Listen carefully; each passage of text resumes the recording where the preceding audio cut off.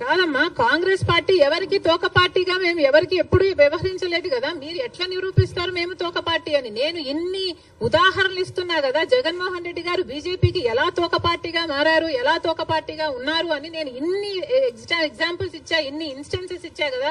మణిపూర్ అయితేనేమి, స్పీకర్ అయితేనేమి, మీరు బీజేపీ పార్టీ వాళ్ళకి అధికారం ఇవ్వడం అయితేనేమి, మీరు అధికారంలో ఉన్నప్పుడు వాళ్ళు బిజినెస్ లీడర్ అయితేనేమి, ఇవన్నీ మేము చెప్తున్నాం. మీరు నిరూపించండి. కాంగ్రెస్ పార్టీ ఎక్కడ తెలుగుదేశం పార్టీకి తోక పార్టీగా ఉన్నారు? ఒక్క చోట అంటే ఒక్క చోట కూడా మేము బీజేపీ పార్టీకి కానీ, తెలుగుదేశం పార్టీకి కానీ, పవన్ కళ్యాణ్ పార్టీతో గాని మాకు ఎటువంటి వైసీపీ పార్టీతో కూడా ఎటువంటి సంబంధాలు లేవు. Congress party is the only opposition in the state of Andhra Pradesh. Because ఒక పక్క బీజేపీ పార్టీ ఉంది, ఆ బీజేపీ పార్టీతోనే కలిసి ఉన్నారు తెలుగుదేశం పార్టీ అయినా, వైసీపీ పార్టీ అయినా, జనసేన పార్టీ అయినా. బీజేపీ పార్టీ ఆంధ్ర రాష్ట్రంలో ఈ రోజు వరకు కూడా రాజ్యం ఏలుతుంది. కారణం ఏమిటి అంటే బీజేపీకి అర్థం ఆంధ్రప్రదేశ్ లో బాబు, జగన్, పవన్ కాబట్టి. వీళ్ళలో ఏ ఒక్కరు అధికారంలో ఉన్నా బీజేపీ పార్టీ అధికారంలో ఉన్నట్టే. ఎందుకంటే బీజేపీ పార్టీతో వీళ్ళు పొత్తులు పెట్టుకున్న పార్టీలు. ఒకరు సక్రమంగా పెట్టుకుంటే ఇంకొకరు అక్రమంగా పెట్టుకున్న పార్టీలు. అంతే తేడా. ఒకరు బహిరంగంగా పెట్టుకుంటే ఇంకొకరు రహస్యంగా పెట్టుకున్నారు. అంతే తేడా. కానీ ఆ మొత్తం బీజేపీతోనే ఉన్నారు. జగన్మోహన్ రెడ్డి గారైనా, చంద్రబాబు గారైనా, జనసేన పవన్ కళ్యాణ్ గారైనా. ఒక్క కాంగ్రెస్ పార్టీ మాత్రమే ప్రజల పక్షాన నిలబడింది, ప్రతిపక్షంలో నిలబడిన పార్టీ ఈ రోజు ఆంధ్ర రాష్ట్రంలో.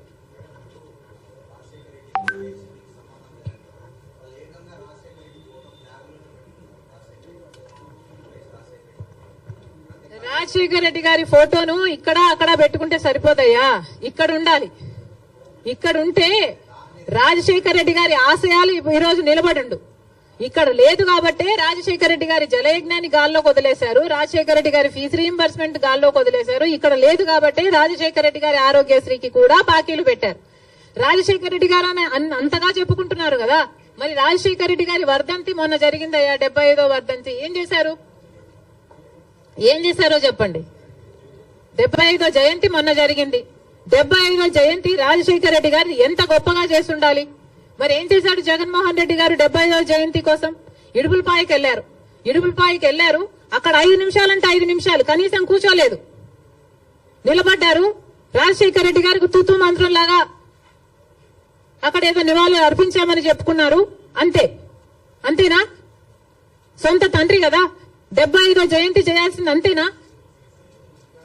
ఎందుకు సిద్ధం సభలని పెద్ద సభలు పెట్టారే మీరు? పెద్ద హోర్డింగ్లు పెట్టుకున్నారు కదా, కోట్లు ఖర్చు పెట్టారు కదా. ఒక్కొక్క సభకి 30 కోట్లు 40 కోట్లు ఎంత ఖర్చు పెట్టారు సిద్ధం సభలకు? మరి రాజశేఖర రెడ్డి గారి కోసం ఒక సభ ఎందుకు పెట్టలేదు మీరు? 75వ జయంతి కోసం కనీసం ఒక సభ పెట్టడం కాదు కదా, కనీసం వైసీపీ నాయకులు కార్యకర్తలైనా కలిసి నివాళులు అర్పించారా? ఏం చేశారు మీరు? ఇలాగైనా రాజశేఖర రెడ్డి గారి జయంతి జరుపుకోవాల్సింది. 75వ జయంతి కదా, స్పెషల్ కాదా? మీకేం అనిపించలేదా? మా నాయకుడు కాబట్టే, మా తండ్రి కాబట్టే, మా కాంగ్రెస్ పార్టీ ఓన్ చేసుకుంది కాబట్టే రాజశేఖర రెడ్డి గారి కోసం మేము అంత పెద్ద సభ పెట్టడం జరిగింది. దానికి పెద్ద నాయకులు, ముఖ్యమంత్రులతో సహా, పక్క రాష్ట్రంలో ఉన్న వాళ్ళతో సహా, మంత్రులతో సహా రప్పించడం జరిగింది. సోనియా గాంధీ గారు అయితేనేమి, రాహుల్ గాంధీ గారు అయితేనేమి, రాజశేఖర రెడ్డి గారి కోసం అంత గొప్ప మెసేజ్లు ఇప్పించడం జరిగింది. ఇవన్నీ మేం చేశాం. మీరేం చేశారండి? మీరా రాజశేఖర రెడ్డి గారి వారసులు? ఏం చేశారు మీరు రాజశేఖర రెడ్డి గారి 75వ జయంతి కోసం?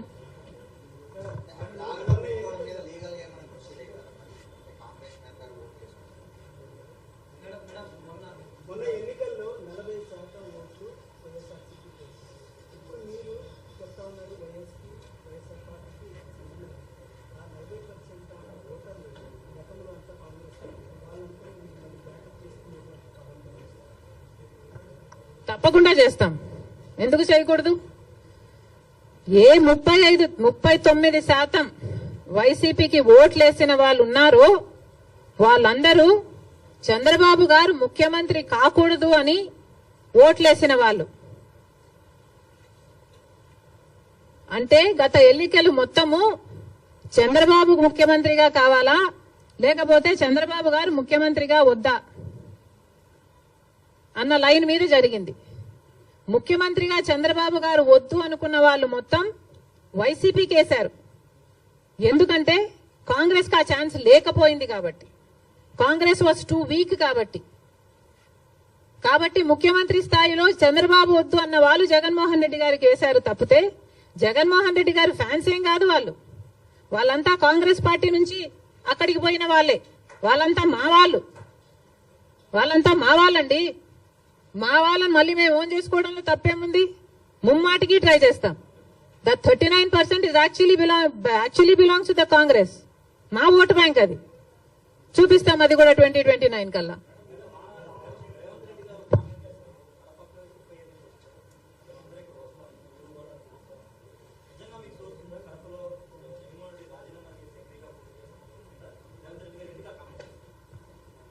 రేవంత్ అన్నకి మనస్ఫూర్తిగా కృతజ్ఞతలు. పెద్ద మనసు ఉంది కాబట్టే అంత పెద్ద మాట చెప్పగలిగారు.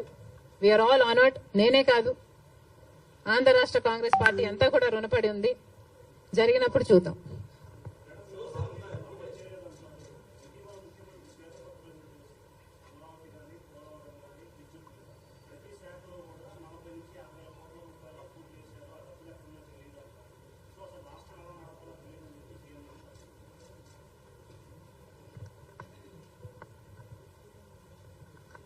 రాష్ట్రం ఎలా నడపాలో సీఎం తెలియదు అని చెప్తున్నారు అంటే నేను నమ్మను. ఆయనకి ఎక్స్పీరియన్స్ ఉంది అనుకునే జనాలు 4వ సారి ముఖ్యమంత్రినిగా చేశారు. అలాంటి స్టేట్మెంట్ ఇచ్చుంటాడు అని నేను అనుకోను. ఒకవేళ ఇచ్చుంటే that's very very irresponsible. He has to figure out a way how to take this forward. చాలా అన్యాయం. చంద్రబాబు గారు 5 సంవత్సరాలు ముఖ్యమంత్రిగా ఉండి 2 లక్షల కోట్ల అప్పు చేస్తే జగన్మోహన్ రెడ్డి గారు 5 సంవత్సరాలుగా ఉండి 8 లక్షల కోట్ల అప్పు చేశారు. ఇక్కడ నుంచి ఎలా ముందుకు వెళ్ళాలి అనేది చంద్రబాబు గారు ఫిగర్ అవుట్ చేసుకోవాలి. అందుకు టైం పట్టొచ్చు. అందుకనే మేము ఇప్పటి నుంచి వీఆర్ నాట్ స్పెషల్ స్టేటస్ మీద, పోలవరం మీద, రాజధాని మీద మేము ఇప్పటి నుంచి ధర్నాలు కొట్లాట్లు చేయటం లేదు. ఎందుకంటే మాకు కూడా తెలుసు హీ నీడ్ సమ్ టైం. కానీ ఉచిత ప్రయాణం ఆడవాళ్ల కోసం అన్నది అది వెంటనే చేయొచ్చు కదా అన్నదే నా పాయింట్. మహిళలకు మొన్న అమలాపురంలో ఒక ఆడబిడ్డ మీద అత్యాచారం జరిగింది, నంద్యాలలో జరిగింది. ఇలాంటివన్నీ ఆపడానికే, మహిళలకు కొంచెం సెక్యూరిటీ కలిగించడానికే సచ్ అన్ ఈజీ స్కీమ్ కదా. తెలంగాణలో 2 రోజుల్లో అమలు చేశారు. ఇక్కడ ఎందుకు చేయలేకపోతున్నారు?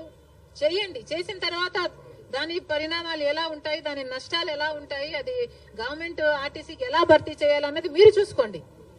కానీ మీరు ఆల్రెడీ వాగ్దానం ఇచ్చారు కాబట్టి నిలబెట్టుకోండి అని మాత్రమే మేము చెప్తున్నాం.